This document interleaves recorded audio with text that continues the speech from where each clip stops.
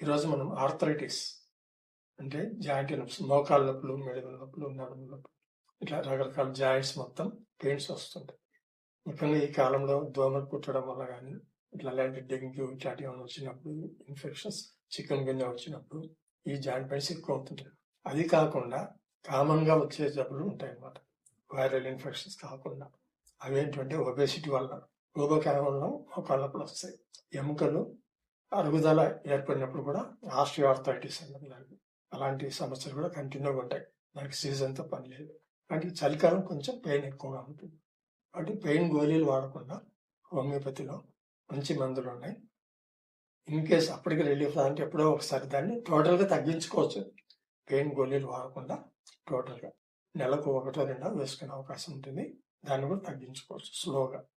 Main మీరు ఊబకాయం ఉండే వాళ్ళు వెయిట్ కంట్రోల్లో పెట్టుకోవడం, తర్వాత హార్మోన్ సమస్యలు ఉండే వాళ్ళు దీనికి హోమియోపతిలో చాలా ఎక్సలెంట్ మందులు ఉన్నాయి.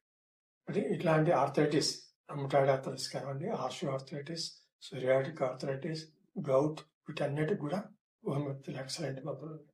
అంటే ఎవరైనా ప్రాబ్లమ్స్తో సఫర్ అయితే నెంబర్కు అపాయింట్మెంట్ తీసుకొని మీరు కాంటాక్ట్ కావచ్చు.